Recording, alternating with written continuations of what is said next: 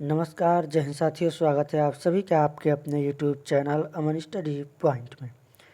साथियों, इस वीडियो में आज हम लोग हिंदी के छंद टॉपिक से महत्वपूर्ण प्रश्नों को देखेंगे जो आपके बीपीएससी एग्ज़ाम यानी बिहार के प्राथमिक शिक्षक भर्ती के लिए महत्वपूर्ण है।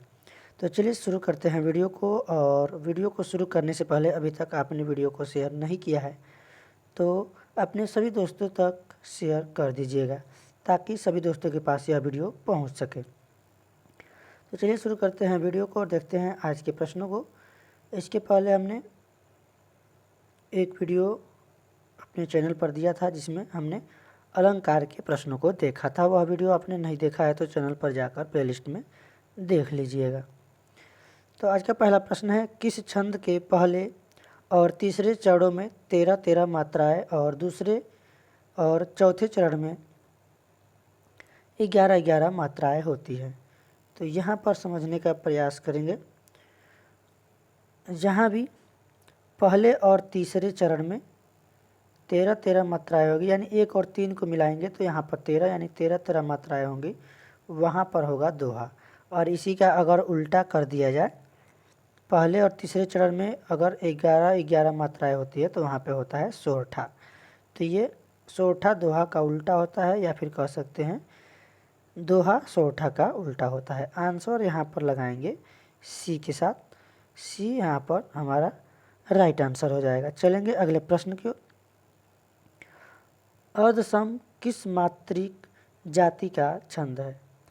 यहाँ पर अर्धसम मात्रिक छंद, अर्धसम किस मात्रिक जाति का छंद है? रोला, दोहा, चौपाई या फिर कुंडलिया?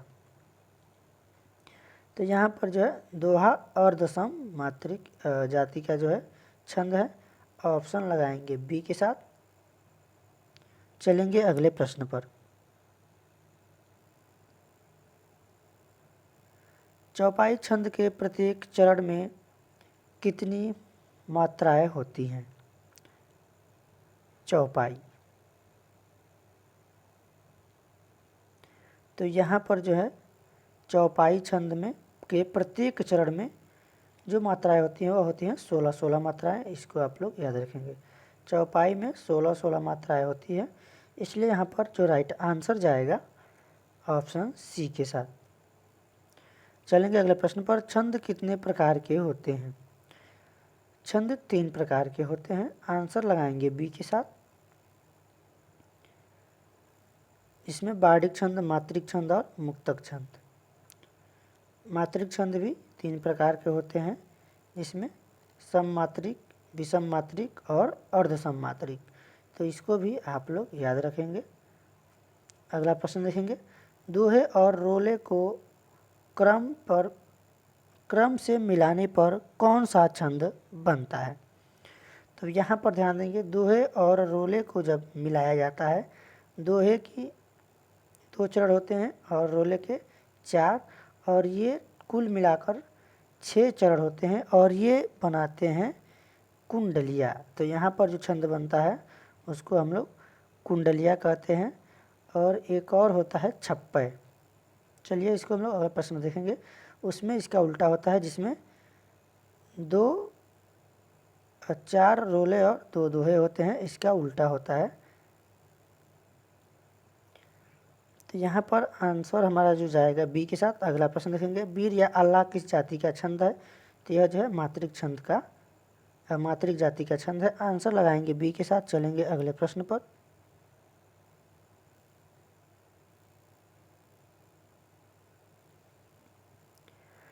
अगला प्रश्न है आपके स्क्रीन पर। किस छंद में बार्डिक या मात्रिक प्रतिबंध न हो वह छंद क्या कहलाता है? तो यहाँ पर जहाँ पर जो बार्डिक या मात्रिक प्रबंध नहीं होता है वहाँ पर होता है मुक्त छंद। यहाँ पर लगाएंगे सी के साथ आंसर। चलेंगे अगले प्रश्न पर। किस छंद में 6 चरण होते हैं? तो हमने आपको बताया था छप्पय और कुंडलिया, इसमें 6 चरण होते हैं। छप्पय, अभी यह प्रश्न आ गया, हमने ऊपर आपको बताया था। कुंडलिया और छप्पय, इसमें 6 चरण होते हैं, बाकी दोहा में 4 चरण होते हैं। चलेंगे अगले प्रश्न पर। दोहा छंद के प्रथम और तीसरे चरण में कितनी मात्राएं होती हैं? तो दोहा और प्रथम और तीसरे में पूछा गया है, तो यहाँ पर 13 मात्राएं होती हैं। आंसर चला जाएगा सी के साथ। चलेंगे अगले प्रश्न की ओर। छंद का सर्वप्रथम उल्लेख कहाँ मिलता है? तो छंद का जो सबसे पहले उल्लेख मिलता है ऋग्वेद में। आंसर लगाएंगे ए के साथ। चलेंगे अगले प्रश्न की ओर। छंद पढ़ते समय आने वाले विराम को क्या कहते हैं? तो विराम को कहते हैं यति। यति का अर्थ होता है विराम। अगला प्रश्न है, कोई भी छंद किससे विभक्त रहता है? तो वह जो है यति और चरण दोनों से विभक्त रहता है, इसलिए आंसर यहाँ पर सी सही हो जाएगा। अगला प्रश्न देखेंगे, निम्नलिखित में से कौन छंद का प्रकार नहीं है? चौपाई, दोहा, सोहठा सभी छंद के प्रकार हैं, जबकि दृष्टांत यह छंद का प्रकार नहीं है। अगला यहाँ पर जो प्रश्न का आंसर जाएगा ए के साथ। अगला प्रश्न है आपके स्क्रीन पर, जिस छंद में 4 चरण और प्रत्येक चरण में 16 मात्राएं होती हैं, उस छंद को क्या कहते हैं? तो उसको हम कहते हैं चौपाई। यह प्रश्न हम अभी ऊपर अब देखा था। आंसर डी के साथ लगाएंगे। अगला प्रश्न है, निम्नलिखित में से कौन छंद शास्त्र में आदि प्रणेता थे? तो यहाँ पर जो छंद शास्त्र के आदि प्रणेता थे उनका नाम है पिंगल ऋषि। इन्होंने पिंगल शास्त्र या फिर छंद शास्त्र की रचना की है, जिसमें छंद का वर्णन किया है। आंसर लगाएंगे सी के साथ। चलेंगे अगले प्रश्न पर, छंद से संबंधित गणों की सही संख्या है? तो उसकी संख्या है 8। आंसर हो जाएगा बी। अगला प्रश्न देखेंगे, कुंडलिया चाहे किन 2 छंदों से मिलकर बनता है? जो कुंडलिया छंद है, यहाँ पर द रहेगा छंद, यह जो है किन 2 छंदों से मिलकर बनता है? तो कुंडलिया जो है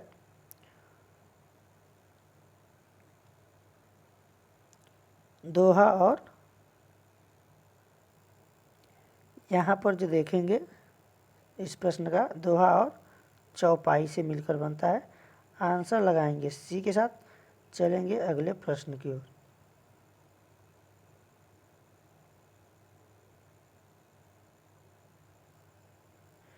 यहाँ पर जो है चौपाई के जगह पे आपको रोला भी देखने को मिलेगा, रोला। तो इसको आप लोग आंसर लगाएंगे सी, यहाँ पर रोला होना चाहिए। चलिए देखते हैं अगले प्रश्न को। अपभ्रंश काव्य का सुप्रसिद्ध छंद कौन सा है? अपभ्रंश काव्य का जो सुप्रसिद्ध छंद है उसका नाम है करवक। आंसर यहाँ पर जाएगा ए। चलेंगे अगले प्रश्न पर। मात्रा की दृष्टि से दोहा के ठीक विपरीत होता है, तो दोहा के विपरीत जो होता है उसे हम कहते हैं सोठा।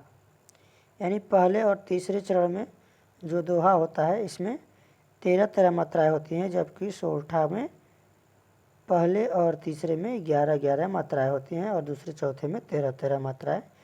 तो ये होता है इसका उल्टा। आंसर जाएगा डी के साथ। चलेंगे अगले प्रश्न की ओर। दोहा छंद का विपरीत कौन सा छंद होता है? तो सोरठा होता है। आंसर ए के साथ जाएगा। उसी प्रश्न को घुमा दिया गया है। चलिए अगले प्रश्न की ओर।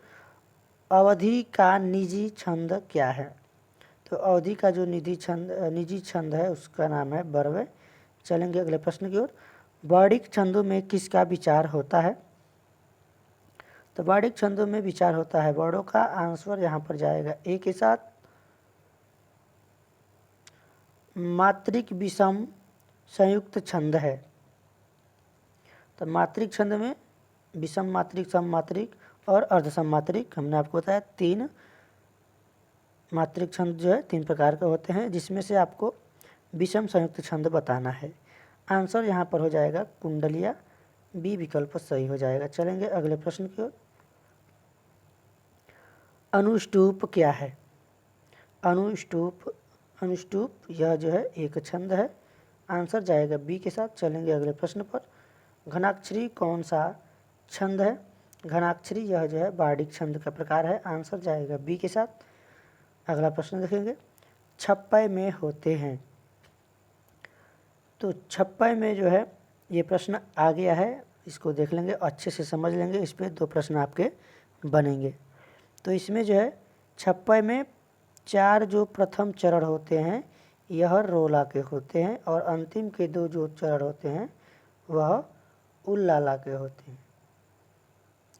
उल्लाला यहाँ पे दोहा होना चाहिए, उल्लाला होगा। और इसी के जो विपरीत होता है कुंडलिया, उसमें 2 दोहे के पद होते हैं, प्रथम और अंतिम 4 रोला होते हैं। तो यहाँ पर उल्लाला सही है, आंसर हमारा लगेगा ए के साथ। चलेंगे अगले प्रश्न की ओर। रामचरितमानस नामक महाकाव्य की रचना शैली है। तो यहाँ पर जो है दोहा और चौपाई शैली, आंसर लगाएंगे ए के साथ। अगला प्रश्न देखेंगे, 56 किस प्रकार का छंद है। तो यहाँ पर जो 56 है यह सममात्रिक छंद है। चलेंगे अगले प्रश्न की ओर। किस छंद में 26 मात्राएं होती हैं तथा 14-12 पर यति होती है। तो यहाँ पर जो है गीतिका छंद में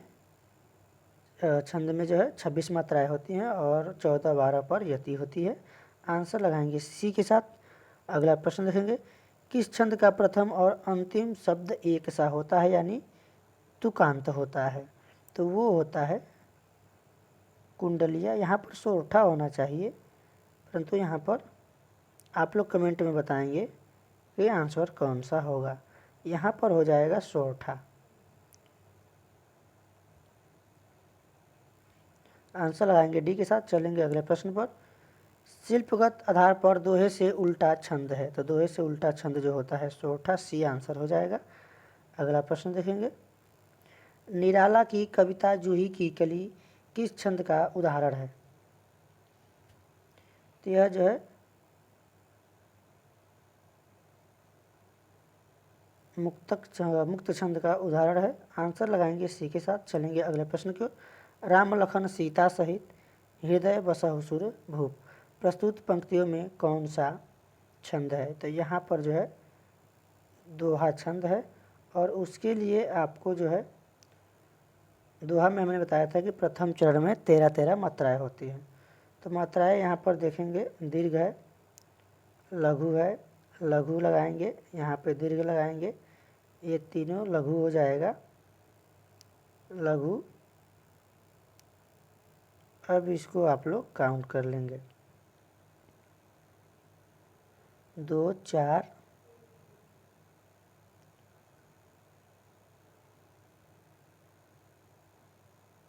6, 10, 12, 13, 14, 15, 16, 17, 18, 19, 20, 21, 23, 24 यानी 11, 13, 24 मात्राएं हो रही हैं।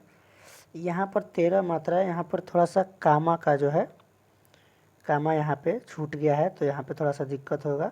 4, 6, 4, 10, 3, 13 यहाँ पे कामा होना चाहिए, यति यानी विराम होना चाहिए, अल्प विराम। तो राम लखन सीता सहित यहाँ तक आप लोग काउंट करेंगे 13 मात्राएं आपको दिखेंगी। 2, 2, 4, 2, 6, 4, 10, 3, 13। और यहाँ पर दोहा में प्रथम और तीसरे चरण में 13 मात्राएं होती है, इसलिए यहाँ पर दोहा हो जाएगा। अगला प्रश्न है, प्रिय पति वह मेरा प्राण प्यारा कहाँ है। प्रस्तुत पंक्तियों में कौन सा छंद है। यहाँ पर हो जाएगा मालिनी छंद। ऑप्शन लगाएंगे बी के साथ। चलेंगे अगले और आखिरी प्रश्न पर। या लकुटी अरुका मरिया पर राज तिहु पुर को तजी डारो। प्रस्तुत पंक्तियों में कौन सा छंद है। यहाँ पर सवैया हो जाएगा। और इसी के साथ वीडियो समाप्त हुआ।